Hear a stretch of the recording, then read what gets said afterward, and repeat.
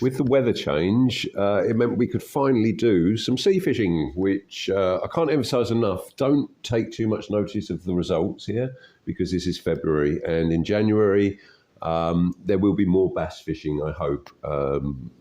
Really fingers crossed for that. So this trip, this morning, I knew we wouldn't probably see any bass, but I was hopeful of a bailer. We got up early, right on dark. Right as it got light, we fished it beautifully. Guy came in, dropped a worm next to us, bang, bailer first cast. We didn't manage to get one, but that's how fishing goes. But it was something different on the sea. I think Luke appreciated that and got a feel for the more normal routines, because that spot is a spot that would feature a lot in 2024. You see on that big reservoir, we dropped on there on the way through. It's part of a routine, just see what's going on. And here again on the farm lake, much different day. Very, very nice. Turtles were loving it, out sunning themselves. Really different day.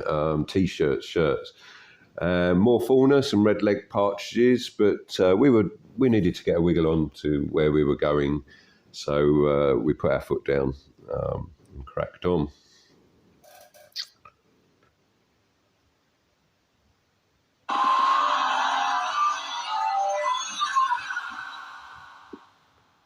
Up in the hills, a different restaurant completely. You're much more about local produce, and this was partridge. We shared a plate of, very fiddly but incredibly tasty, and I would recommend it. And we fished hard all afternoon with not a lot going on, so we rewarded ourselves with, back in Oliao, with perhaps the best surf and turf either of us have ever seen in our lives. And look at that face. So all the time, the culinary side of it, that's a solid there. That's always going to be there. Next day, we were up fairly early. Luke took that footage, spotted a little, don't know which lizard there, and took this footage of me working.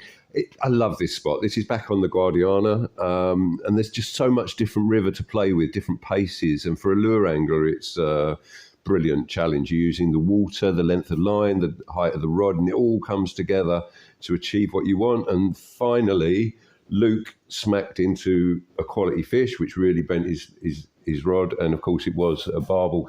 Wasn't the biggest barbel, but it did fight really, really well. And I think that really lifted me. And certainly, well, Luke didn't need lifting. He was loving every second of it. But of course, I'm telling him to come out here.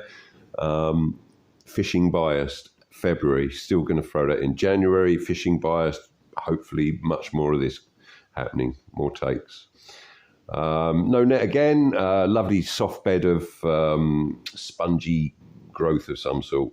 Fish, much less chance of being damaged just on there. Luke did a great job on it, fought it nicely. So, and they're pretty easy, firm grip, they're pretty easy to handle. Not the biggest barbel, but wow, look at that face. I think that really sums it all up. Local fisherman with his nets. I think we did a bit more footage of that. And then on the way back, I showed him where we were going to be fishing the next morning, which is complete. That's actually a three-legged cat. There's a kind of cat sanctuary out on the breakwaters. It's quite sweet. On the way back as well, rather than same restaurants, same areas, I took him into Tavira, which is a beautiful town. It's a far more European town, far less Portuguese town these days, but its history is amazing. Its infrastructure was paid for by tuna taxis, for example. And you've got a different class of restaurant again there. You pay significantly more money, but you're getting all the touches of all the best restaurants, and very cordon bleu. It was good, really good. Lovely, friendly waiter. The duck was one of the best he'd ever eaten, said Luke. That's the duck there. So, yeah, big hit.